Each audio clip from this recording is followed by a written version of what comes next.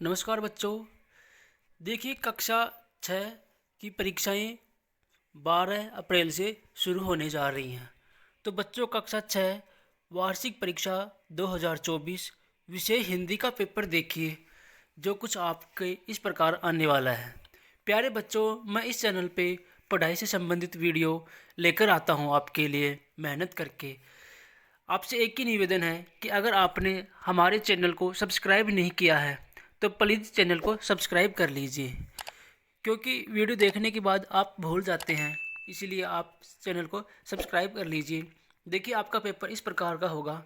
वार्षिक परीक्षा 2024 कक्षा 6 विषय हिंदी, पूर्णांक 70, समय 2 घंटे 30 मिनट। विद्यार्थियों के लिए निर्देश दिए हुए होंगे। सभी प्रश्न करना अनिवार्य है। प्रश्नों के अंक उनके सामने अंकित हैं। प्रश्नों के उत्तर पुस्तिका में ही लिखें। पहला प्रश्न देखिए। पहला प्रश्न है वस्तुनिष्ठ प्रश्न, जिसमें 6 वस्तुनिष्ठ प्रश्न होंगे और प्रत्येक प्रश्न 1 अंक का होगा। देखिए, छोटी चिड़िया का स्वभाव कैसा था? तो इसका 4 ऑप्शन है: लालची, बड़बोली, संतोषी और आलसी। तो बच्चों पहला जो पाठ है हमारा वसंत भाग 1, उसमें पहला जो पाठ है वह चिड़िया, जो उसमें उस चिड़िया का स्वभाव है संतोषी। ऑप्शन स इसमें सही है। दूसरा जो प्रश्न है बच्चों, निम्न में से विशेषण शब्द है। तो चावल, नदी, नीलकंठ या इनमें से कोई नहीं। तो बच्चों विशेषण शब्द है नीलकंठ। ऑप्शन स ये सही है। प्रश्न 3 देखिए। लेखिका को हर शनिवार को पीना पड़ता था। तो गर्म दूध, लस्सी, ओलिव ऑयल या शरबत। तो इसका सही उत्तर होगा ओलिव ऑयल। लेखिका बचपन जो पाठ है उससे लिया गया है कि लेखिका को हर शनिवार ओलिव ऑयल पीना पड़ता था। प्रश्न 4 देखिए। गोल हैं खूब मगर इसमें गोल कहा गया है? सूर्य को, चंद्रमा को, आकाश को, तारों को। तो बच्चों आप बताइए इसमें क्या उत्तर आएगा? तो इस पाठ में चांद से थोड़ी गप्पे पाठ में से ये प्रश्न लिया गया है, जिसका उत्तर होगा चंद्रमा को।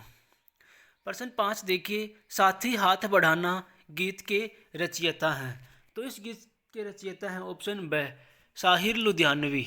ऑप्शन ब इसका सही है। प्रश्न 6 देखिए। प्रश्न 6 देखिए बच्चों, सॉरी, वन के मार्ग में पाठ किसके द्वारा रचित है? इसमें भी 4 ही ऑप्शन हैं: महादेवी वर्मा, तुलसीदास, अनूप बंदोपाध्याय, हेलेन केलर। तो इसका सही उत्तर होगा तुलसीदास। अपना जो अंतिम पाठ है 14 का वन के मार्ग में, वह तुलसीदास द्वारा रचित है। अब देखिए प्रश्न 2 है रिक्त स्थानों की पूर्ति दिए गए शब्दों से कीजिए। तो 6 शब्द दिए हमें कोष्टक में दिए गए हैं, उनमें से ही रिक्त स्थान हमें भरने हैं। देखिए पहला जो प्रश्न है, भोजपत्र के पेड़ की खालिस्तान छाल होती है। तो भोजपत्र के पेड़ की छाल कैसी होती है? खुरदरी। आगे देखिए, आदमियों से पहले धरती पर सिर्फ थे, क्या थे? जानवर। इसमें आएगा जानवर।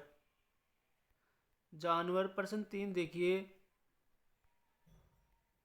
जानवर आएगा। प्रश्न 3 देखिए, मैं सबसे छोटी हूँ, खालिस्तान गोदी में सोऊं। तो इसका उत्तर होगा तेरी, तेरी गोदी में सोऊं। अगला चौथा प्रश्न देखिए, ढोला मारू खालिस्तान का लोकगीत है। तो ढोला मारू जो है वह राजस्थान का लोकगीत है।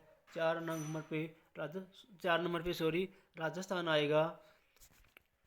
5वां खालिस्तान देखिए, आश्रम का नियम था कि सभी अपने खालिस्तान खुद साफ करें।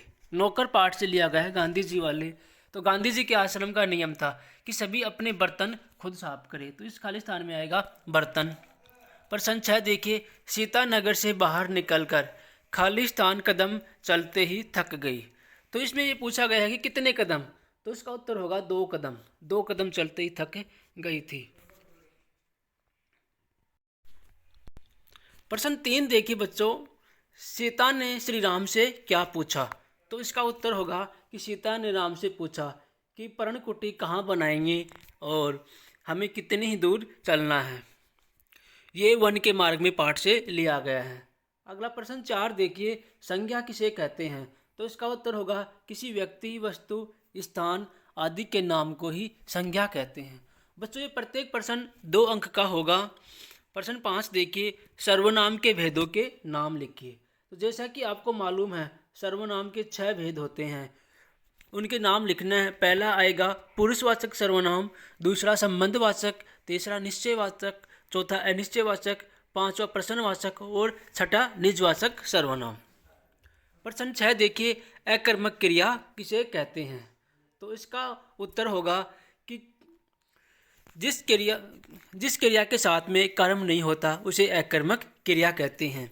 इसकी दूसरी परिभाषा होगी कि वाक्य में क्रिया के साथ कर्म नहीं होने को अकर्मक क्रिया कहते हैं। प्रश्न 7 देखिए, कारक किसे कहते हैं, कितने प्रकार के होते हैं? तो कारक जो हैं 8 प्रकार के होते हैं और संज्ञा और सर्वनाम का संबंध क्रिया के साथ बताने वाले शब्दों को ही कारक कहते हैं।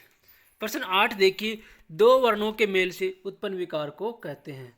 तो इसका उत्तर होगा बच्चों संधि कहते हैं। आपको उदाहरण देकर दिखाना है, तो इसमें लिख देंगे आप राम प्लस अवतार, रामा अवतार। प्रश्न 9 देखिए, जो कभी न मरे वाक्यांश के लिए एक शब्द होगा। तो जो कभी न मरे उसे कहेंगे अमर।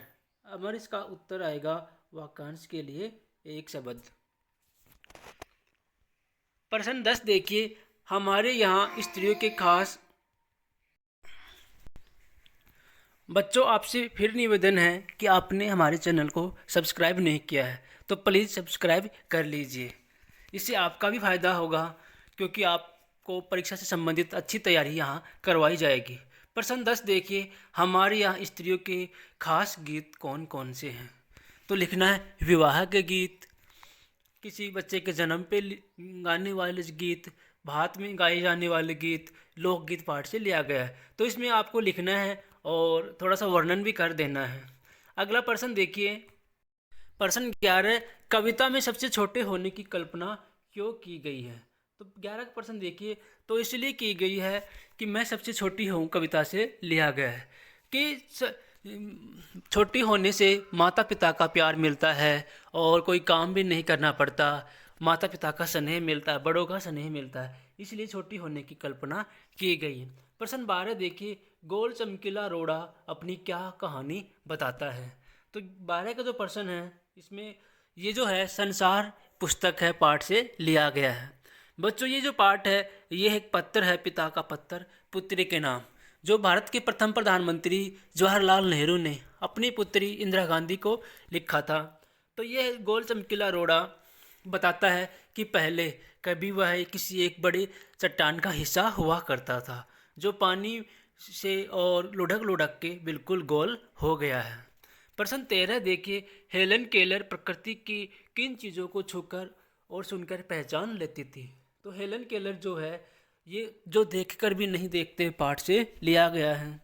वह है फूलों को, पत्तों को, झरनों को छूकर पहचान लेती थी तथा झरनों की, चिड़ियाओं की आवाज़ों को वह सुनकर पहचान लेती थी क्योंकि उसकी आंखें नहीं थी। अब प्रश्न 14 देखिए, निम्न पठित गद्यांश को पढ़कर प्रश्नों के उत्तर दीजिए। पठित गद्यांश कुछ इस प्रकार से है। कभी कभी मैं अपने मित्रों की परीक्षा लेती हूँ यह परखने के लिए कि वह क्या देखते हैं। हाल ही में मेरी एक प्रिय मित्र जंगल की सैर करने के बाद लौटी।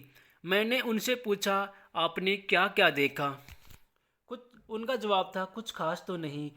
मुझे बहुत अचरज नहीं हुआ क्योंकि मैं अब इस तरह के उत्तरों की आदी हो चुकी हूँ। मेरा विश्वास है कि जिन लोगों की आंखें होती हैं वे बहुत कम देखते हैं।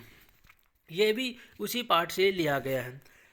तो इसका पहला प्रश्न देखिए, यह गद्यांश किस पाठ से लिया गया? इसका उत्तर आएगा कि जो देखकर भी नहीं देखते, जो देखकर भी नहीं देखते उस पाठ से लिया गया है। हेलन केलर इसकी लेखिका हैं। प्रश्न 6 देखिए, कौन अपने मित्रों की परीक्षा लेती है और क्यों? तो इसका उत्तर होगा हेलन केलर। हेलन केलर अपने मित्रों की परीक्षा लेती हैं क्योंकि वह देखना चाहती हैं कि उनके मित्र कितना देखते हैं। प्रश्न 3 देखिए, गयका मित्र कहाँ की सैर करके लौटी थी? तो इसका उत्तर होगा जंगल की सैर करके लौटी थी। हेलन केलर की मित्र जंगल की सैर करके लौटी थी। प्रश्न क्या है, लेखिका को क्या विश्वास है? लेखिका को यह विश्वास है, इसका अंतिम लाइन इसका उत्तर होगी कि जिन लोगों की आंखें होती हैं वे बहुत कम देख पाते हैं। प्रश्न 15 देखिए, निम्नलिखित पद्यांश को पढ़कर प्रश्नों के उत्तर दीजिए। तो पद्यांश कुछ इस प्रकार से है, वह चिड़िया जो चोंच मारकर दूध भरी झुंडी के दाने रुचि से रस से खा लेती है, वह छोटी संतोषी चिड़िया नीले पंखों वाली मैं हूँ, मुझे अनसे बहुत प्यार है। इस प्रकार से हमारा पद्यांश है। देखिए पहला जो पाठ है उसी से लिया गया है। यह पद्यांश किस पाठ से लिया गया है? तो इसका उत्तर होगा वह चिड़िया जो। प्रश्न 2 देखिए, चिड़िया का स्वभाव कैसा है? तो चिड़िया का स्वभाव कैसा है? संतोषी। पहले भी प्रश्न आया था, अब भी आया है, उसका स्वभाव था संतोषी। प्रश्न 3 देखिए, चिड़िया को किससे प्यार है? तो चिड़िया को अन्न से प्यार है। अन्न से प्यार है चिड़िया को इस पद्यांश के अनुसार। प्रश्न 4 देखिए, चिड़िया के पंखों का रंग कैसा है? तो चिड़िया के पंखों का रंग है नीला। कैसा रंग है? नीला। प्रश्न 16 देखिए, आप अपने विद्यालय को साफ रखने के लिए क्या क्या प्रयास करेंगे? तो हम अपने विद्यालय को साफ रखने के लिए डस्टबिन का प्रयोग करेंगे। सबसे पहले तो डस्टबिन का प्रयोग करेंगे, फिर हम कचरा पात्र में ही डालेंगे, और हम रोज़ हमारे विद्यालय में सफाई का ध्यान रखेंगे। इस प्रकार से विद्यालय की सफाई के लिए हम कार्य करेंगे। प्रश्न 17 देखिए, अपने प्रधानाचार्य जी को एक प्रार्थना पत्र लिखिए जिसमें शुल्क मुक्ति की प्रार्थना की गई हो। तो फीस माफ के लिए बच्चों हमें एक प्रार्थना पत्र लिखनी है, जो आप अच्छे से जानते होंगे। प्रश्न 18 देखिए, निम्न में से किसी एक विषय पर निबंध लिखिए। तो इसमें 4 विषय हैं, मेरे प्रिय अध्यापक, मेरा विद्यालय, मोबाइल एक वरदान, पर्यावरण प्रदूषण।